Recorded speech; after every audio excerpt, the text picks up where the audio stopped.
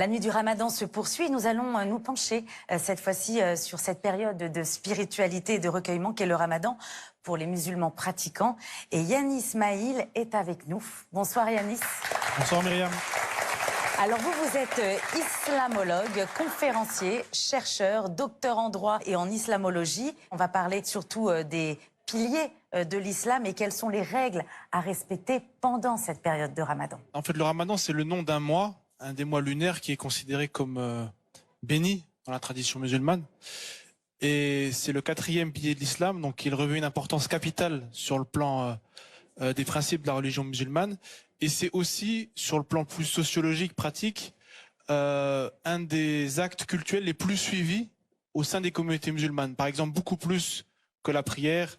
Sur des chiffres qui avaient été donnés il y a un certain nombre d'années, on parlait même en France de 70% des musulmans qui jeûnaient. Et donc on voit qu'il revêt une importance capitale aussi bien sur le plan religieux que culturel, même parfois en termes d'identité collective. Et c'est aussi une période durant laquelle, par exemple, les mosquées sont pleines, parce qu'il y a un rythme, on en reparlera je pense peut-être après, avec les prières du Tarawih de la nuit. Et beaucoup de gens qui, par exemple, ne vont jamais à la mosquée durant l'année, font un effort durant le Ramadan pour essayer d'y aller durant ces nuits. Et c'est aussi ça qui crée beaucoup de fraternité, qui crée du lien social. Et c'est aussi ça un des éléments du Ramadan. Alors pour bien comprendre, qu'est-ce qu'on célèbre exactement ? Avant tout, il y a l'idée de célébrer Dieu et de répondre à une injonction divine. Hein. Le Coran mentionne la prescription du Ramadan. Et ce qui est intéressant, c'est qu'un des principaux versets du Coranique qui mentionne le Ramadan évoque le fait que cette prescription est dans la continuité des peuples qui ont précédé l'islam. Et donc il y a l'idée finalement d'universalité du jeûne, que la prescription du jeûne pour les musulmans n'est pas un particularisme, mais quelque chose qui s'inscrit dans une longue tradition humaine. Et en fait, effectivement, le jeûne est quelque chose qu'on retrouve dans toutes les traditions religieuses et même au-delà. Et le Ramadan est dans la continuité de cela. Alors quelles sont les grandes étapes du Ramadan ? Pour les règles, hein, c'est connu, hein, c'est l'abstention notamment principalement de boissons et de nourriture de l'aube jusqu'au coucher du soleil. Au niveau des étapes, durant tout le mois, il faut respecter ces règles, mais il y a l'idée, paradoxalement, qu'il faut essayer de redoubler d'efforts tout au long du jeûne.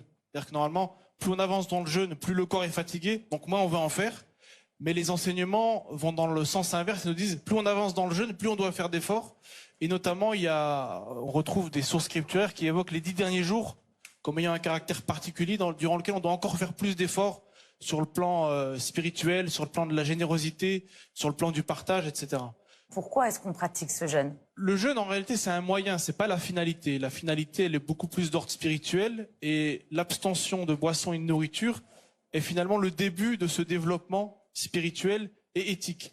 Il y a l'idée de dire que par ce jeûne, on fait un effort, on va dans le sens de la patience, de l'autodiscipline, et on renoue aussi avec le sens des valeurs et de la valeur des choses. Le fait de boire, le fait de manger, c'est quelque chose qui fait partie de notre routine, qui est devenu naturel.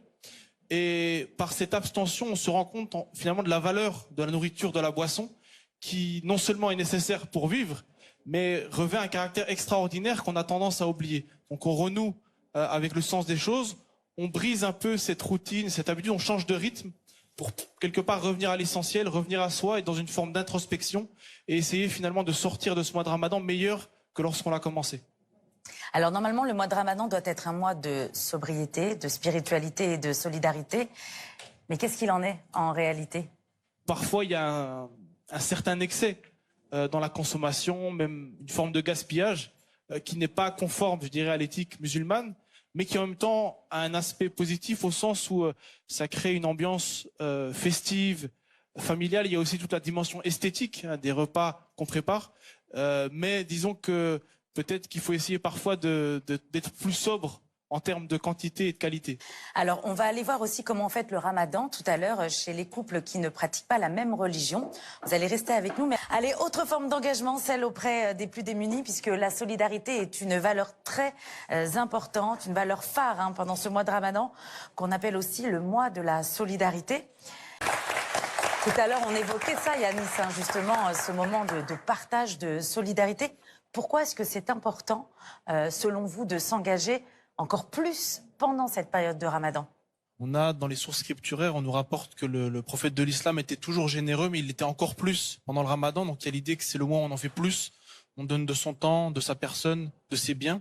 Et c'est d'ailleurs, avant la fin de ce mois, il est recommandé pour le musulman de donner ce qu'on appelle zakat al-fitr, qui est une sorte d'impôt qui a été fixé à minimum 7 euros pour la France et qui a pour but notamment d'aider les pauvres et le jour de Eid al-Fitr, la fête de fin de Ramadan, que personne n'ait faim et que chacun puisse offrir un repas à sa famille. Donc vraiment la solidarité, elle est au cœur du mois de Ramadan et c'est quelque chose qu'on retrouve à travers ce type d'association, mais aussi par exemple rappeler qu'on a des dizaines et dizaines de mosquées en France qui tous les soirs au moment du ftour, au moment de la rupture du jeûne, offrent des centaines de repas principalement à tous ceux qui viendront manger, mais qui sont principalement des gens dans le besoin, des démunis, des étudiants, des réfugiés, des SDF, et à rappeler que l'action des associations de solidarité comme des mosquées est dans l'entraide et la solidarité et la générosité à l'égard de tout le monde, sans distinction d'origine ou de religion.